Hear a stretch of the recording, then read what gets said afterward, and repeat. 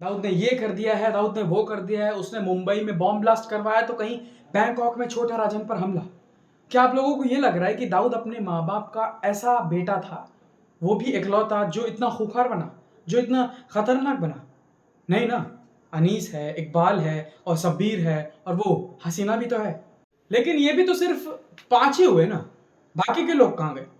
अब जो Mumbai crime branch के हेड कांस्टेबल हैं इब्राहिम कासकर, उनकी तो अमीना बेगम के साथ दाऊद समेत ऐसे दर्जनों बच्चे और हैं। अब बाकी के 7 लोग कहाँ गए? क्या वो मर गए, या फिर जिंदा है, या फिर किसी ना किसी हालत में मारे गए? क्या उनके कनेक्शन अभी भी दाऊद के साथ हैं या फिर नहीं?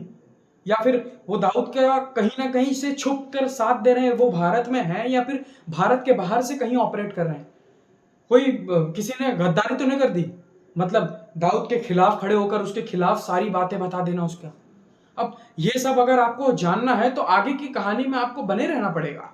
अब ये भी एक सवाल उठता है कि दाऊद की माता, दाऊद की अम्मी बोला जा सकता है कि जो अमीना बेगम है, इब्राहिम कास्कर की बेगम अमीना, अब उनकी ऐसी कौन सी ख्वाहिश थी जो दाऊद की पत्नी मुमताज पूरा करना चाह रही है?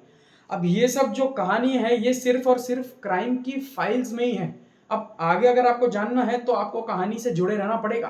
अब अगर देखा जाए तो इब्राहिम कास्कर और अमीना बेगम के औलादों की बात करें तो हमेशा हम दाऊद का नाम ही जानते हैं, दाऊद का चेहरा हमारे सामने आता है कि दाऊद ही सबसे बड़ा होगा। लेकिन ऐसा बिल्कुल भी नहीं है।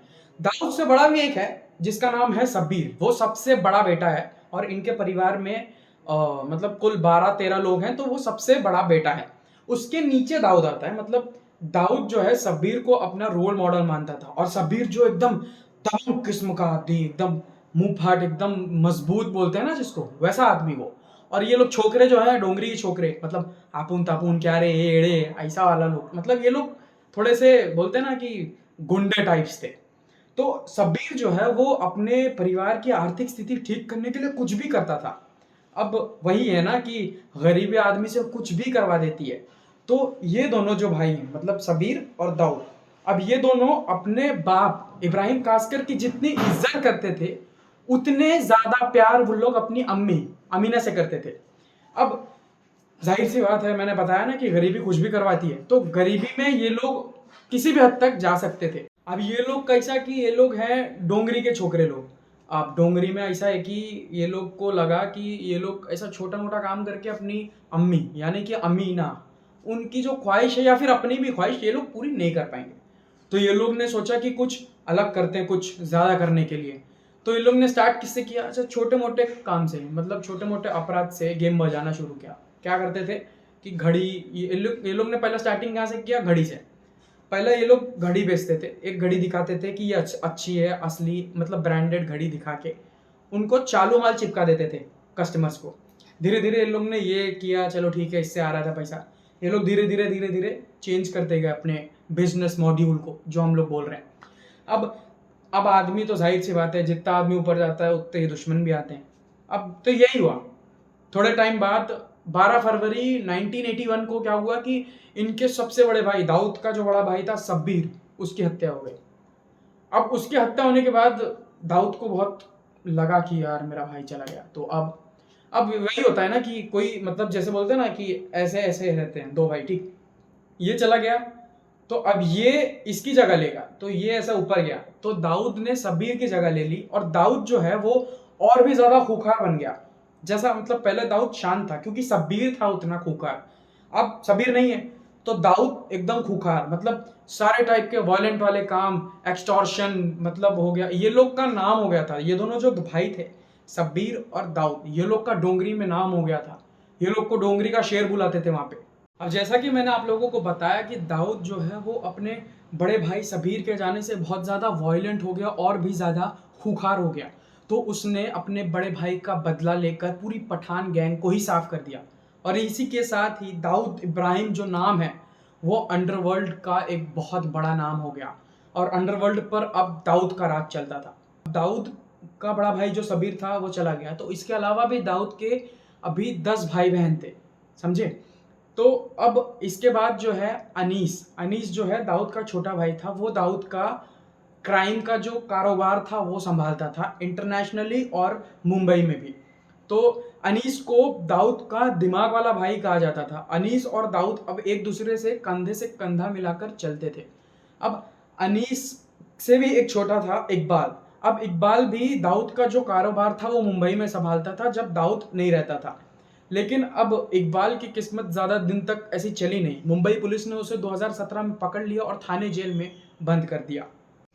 अब इकबाल के पकड़े जाने के ठीक बाद ही दाऊद की सारी बातें, जैसे दाऊद पाकिस्तान में क्या करता है, उसके क्या क्या राज हैं, दाऊद पाकिस्तान में किसके साथ रहता है, वो वहां पर कैसे जी रहा है, ये सारी बातें मतलब दाऊद के बारे में एक एक एक डिटेल्स जो है खबर में आने लगी। यानी कि इकबाल जो है उसने सारी की सारी बातें उगल दी पुलिस को। अब इसके बाद इनका एक चौथा भाई था दाऊद का, जो कि एक शायर था, शायर या फिर गीतकार कह सकते हैं। और आपने नूरा की जो तस्वीर है वो सलमान खान के साथ बहुत बार देखी होगी। दरअसल सलमान खान और रवीना टंडन की मूवी थी पत्थर के फूल, उसमें नूरा ने गाने लिखे थे जिसके बोल कुछ ऐसे हैं। तुमसे जो देखते ही प्यार हुआ, जिंदगी में पहली ही बार हुआ। अब आप लोगों को तो समझ में आ ही गया होगा कि कैसे बॉलीवुड के साथ भी इनके अंडरवर्ल्ड के कनेक्शन थे। अब नूरा जो है वो बहुत सारे क्राइम तो नहीं करता था, लेकिन वो इतना दूध का धुला भी नहीं था। उसने उसके ऊपर रंगदारी के बहुत सारे आरोप थे। अब उसके ऊपर और उसके बड़े भाई अनीस के ऊपर, ये दोनों के ऊपर ये आरोप थे कि ये लोग बॉलीवुड के सितारों को टारगेट करते थे।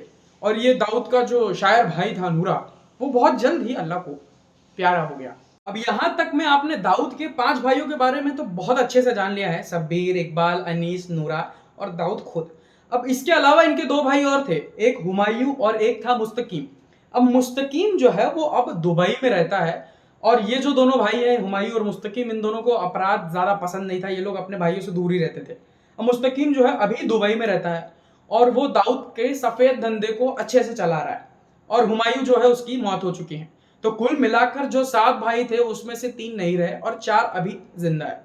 और अगर बहनों की बात करें कास्कर परिवार की, तो कास्कर परिवार की जो लड़कियां थी वो हमेशा अपने भाइयों से अलग ही रही हैं। तो उनकी अब शादी हो गई है और वो अपने परिवार के साथ ही रह रही हैं। इन 5 बहनों में एक थी वो सबसे अलग, जिसका नाम है हसीना पारकर। अब हसीना को लोग नागपाड़ा की गॉड मदर भी कहते थे। अब दरअसल क्या हुआ कि दाऊद के जाने के बाद हसीना जो है वो अपने परिवार के साथ अच्छे से मुंबई में रहती थी। लेकिन अब अंडरवर्ल्ड के जो गैंग वॉर होते थे उसमें हसीना के पति की हत्या हो गई। तभी हसीना ने ये निर्णय लिया कि वो अब अंडरवर्ल्ड में अपने भाइयों के साथ कदम रखेगी और दाऊद का जो साम्राज्य है मुंबई में वो अकेले वही संभालती थी। अब उसको रियल एस्टेट क्वीन कहा जाता था मुंबई की। जैसे कि जमीन का कोई भी विवाद हो, कोई भी वसूली हो, उसका कंट्रोल आखिरी दम तक हसीना के हाथ में था। अब 2014 में किसी बीमारी के कारण उसकी मौत हो गई। अब बाकी की जो 4 बहनें हैं, शाहिदा, जैतून, फरजाना और मुमताज। अब शाहिदा जो है उसकी मौत बहुत पहले ही हो चुकी थी। जैतून जो है वो अभी दुबई में रहती हैं और फरजाना जो है मुंबई में रहती हैं। और जो बची हुई मुमताज हैं वो रहती हैं कराची में। अब देखा जाए तो सभी लोग भले ही अलग अलग हैं, लेकिन वो लोग एक दूसरे से कनेक्टेड जरूर हैं। जैसा कि दाऊद की अम्मी अमीना जी चाहती थी, वैसा ही दाऊद की पत्नी जो है वो पूरा करने की कोशिश करती हैं। अब कुल मिला के अमीना और इब्राहिम कास्कर के जो 12 बच्चे थे उनमें से 3 लड़के और 2 लड़कियां इस दुनिया को अलविदा कब का कह चुकी हैं। अब दाऊद की पत्नी ये जरूर करती है कि भले ही उनके परिवार के सदस्य कहीं पे भी रहें, कितनी भी दूरी पर, भले ही वो धंधे में साथ हैं या फिर धंधे में नहीं, लेकिन एक दूसरे से जुड़े जरूर रहें। क्योंकि उनकी अम्मी दाऊद की अम्मी यही चाहती थी। अब मेरे दिमाग में ना ये एक सवाल बहुत टाइम से आ रहा है कि अब दाऊद का जो साम्राज्य है उसको संभालेगा कौन, मतलब उसको संभालने वाला कमांडर कौन है। जैसे कि अफगानिस्तान, तालिबान, बॉलीवुड के जितने बहुत सारे सितारे उनके इशारों पर कैसे नाचते हैं। मतलब आईएसआई जो है वो कैसे इतनी मतलब दबी हुई रहती है दाऊद से कि दाऊद को वो अपने ही शहर, अपने ही देश में पनाह दे रही है। ऐसी कौन सी चीज है। अब इतने बड़े काम को संभालने के लिए 2 बहुत ही अहम आदमी हैं। एक है जाविर मोतीवाला और दूसरा है सोहेल शेख। अब जाविर मोतीवाला जो है वो उसने ना दाऊद का जो ड्रग्स का नेटवर्क है वो अमेरिका तक फैला दिया था। अब समझ रहे हैं आप लोग किस लेवल पे ये लोग काम कर रहे हैं। उसने अमेरिका तक फैला दिया। लेकिन 2018 में लंदन पुलिस ने उसे गिरफ्तार कर लिया। अब उसकी गिरफ्तारी कोई ऐसी छोटी मोटी गिरफ्तारी नहीं थी, बल्कि डी कंपनी को उसने बहुत ही बड़ा झटका दे दिया था, क्योंकि वो बहुत जाविर मोतीवाला जो है वो डी कंपनी का बहुत बड़ा राजदार था। अब उसके बाद सोहेल शेख जो है वो दाऊद का जो भाई था छोटा नूरा, उसका बेटा है। यानी कि जो सोहेल है वो दाऊद का सगा भतीजा है। अब सोहेल दाऊद का ड्रग्स का बिजनेस संभालता था, लेकिन अमेरिका में अब वो भी गिरफ्तार हो चुका है। अब इसके मतलब ड्रग्स के बाद दाऊद का एक और जो बिजनेस है वो है नकली नोटों का बिजनेस। अब पाकिस्तान का जो सिंध वाला इलाका है वहां पर दाऊद की पेपर मिल्स हैं, वहां पर ये नकली नोट छापता है, भारतीय नकली नोट, क्योंकि भारत की इकोनॉमी को डाउन किया जा सके।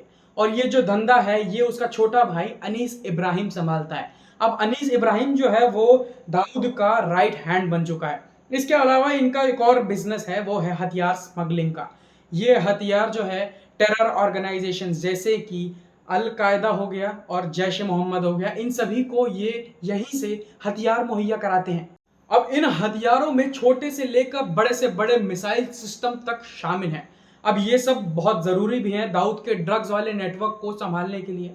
अब इन सब के अलावा ना दाऊद ने एक और बहुत बड़ा बिजनेस खड़ा कर दिया है मनी लॉन्ड्रिंग और हवाला का। क्यों? क्योंकि उसके जो काले धन है उसको सफ़ेद करने के लिए भी तो कुछ चाहिए ना भाई, तो इसलिए उसने ये वाला बिजनेस खड़ा कर दिया है। अब ये सब जो कहानी थी ये बहुत सालों तक पर्दे में छुपी हुई थी, और आज मैंने आपको ये सारी कहानी सुना दी, समझा दी है। लेकिन मेरे दिमाग में अब भी ये सवाल है कि दाऊद तो अब जाहिर सी बात है बूढ़ा हो चुका है, तो इसका ये जो साम्राज्य है, ये जो बिजनेस है, ये अब कौन संभालेगा? एक ऐसा खानदान जिसकी जड़ें जो हैं वो डोंगरी से उठी हुई हैं, और अमेरिका, कनाडा और कराची, पाकिस्तान, न जाने कहाँ कहाँ इसकी शाखाएं फैली हुई हैं। तो अब इसकी दाऊद की जो गद्दी का असली हकदार कौन होगा? क्या दाऊद का बेटा जो मोइन है उसे सब साइड कर रहे हैं? अब मैं ये सोच रहा हूँ कि इतना काबिल कौन होगा जो दाऊद का इतना बड़ा बिजनेस संभालेगा? अब दाऊद के जो दामाद हैं वो लोग इंटरेस्टेड हैं इन सब चीज़ों में। छोटा शकील की क्या कहानी है? अब यहाँ तक जो भी मैंने आपको समझाया ये तो ठीक है, लेकिन ऐसे मेरे दिमाग में बहुत सारे सवाल खड़े हो रहे थे। क्या आपके दिमाग में भी हो रहे हैं? अब दाऊद और महजबीन के 4 बच्चे हैं, उनमें से 3 जो है लड़कियां हैं और 1 लड़का है। अब इनके बच्चे जो हैं पब्लिक स्पॉटलाइट में बहुत कम जाते हैं, तो इसीलिए उनकी जानकारी भी बहुत कम है। अब इनकी बड़ी बेटी जो है मरूक इब्राहिम, उसने दुबई में पढ़ाई की है, और जो है उसकी शादी 2005 में पाकिस्तान के बहुत मशहूर क्रिकेटर जावेद मियांदाद के बेटे जुनैद मियांदाद के साथ हुई है। अब ऐसा कहा जाता है कि जुनैद जो है दाऊद के साम्राज्य का भी हिस्सा है।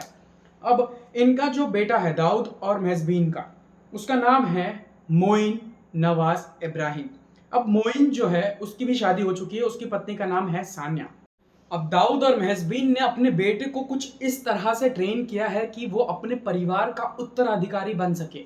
लेकिन दाऊद का जो बेटा है उसको दाऊद की बिजनेस में बिल्कुल भी इंटरेस्ट नहीं है। ऐसा ऐसा लग रहा है कि वो अपने पिता के नक्शे कदम पर चलना ही नहीं चाहता। दाऊद ने उसे अच्छे बिजनेस स्कूल में पढ़ाया ताकि वो उसका साम्राज्य, वो उसका बिजनेस आगे बढ़ा सके, एक कॉरपोरेट कंपनी की तरह उसका बिजनेस संभाल सके, लेकिन उसका इसमें कोई इंटरेस्ट ही नहीं है। अब दाऊद जो है वो अपने बेटे को अपने ही तरह डॉन बनाना चाहता है ताकि उसे कोई पकड़ ही ना सके, लेकिन उसका बेटा अलग नक्शे कदम पर चल रहा है। अब रिपोर्ट्स के मुताबिक ये कहा जा रहा है कि वो मौलाना बनने के फिराक में है, या फिर कोई दुबई में एक लीगल बिजनेस स्टार्ट करना चाहता है। अब जब बात आती है दाऊद की गद्दी की, दाऊद की साम्राज्य की, तो ऐसे बहुत सारे चैलेंजेस सामने आ जाते हैं। अब बात सामने आ रही है मुस्तकीम की, जो कि दुबई में दाऊद का इंपोर्ट एक्सपोर्ट का बिजनेस संभालता है, दाऊद की ड्रग्स का बिजनेस संभालता है।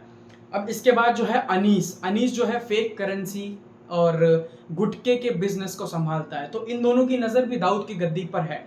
लेकिन एक और कैंडिडेट है जिसका नाम है छोटा शकील। अब ये छोटा शकील जो है वो दाऊद का पुराना दोस्त है, पुराना संबंधी है, और ये दोनों साथ में बहुत समय से काम कर रहे हैं। दाऊद को छोटा शकील पर बहुत ज़्यादा भरोसा भी है, और ये जो छोटा शकील है इसका और पाकिस्तानी आईएसआई का संबंध भी बहुत अच्छा माना जाता है। और इसी के साथ ही आईएसआई का जो फेवर है वो छोटा शकील के साथ ही बताई जाती है। तो छोटा शकील जो है वो दाऊद के साम्राज्य को संभालने के लिए बहुत ही अच्छा और मजबूत कैंडिडेट है, क्योंकि वो बहुत सालों से दाऊद का बिजनेस रन कर रहा है और उसे पता है कि कैसे क्या वर्क करता है। तो वो बागडोर जो है वो दाऊद के साम्राज्य को संभाल सकता है अच्छे से। अब मुझे ऐसा लग रहा है कि दाऊद के साम्राज्य को एक्वायर करने के लिए अंदर ही अंदर लड़ाई चालू है, लेकिन ये सामने बहुत मतलब ये सामने थोड़े समय बाद ज़रूर दिखाई देगी।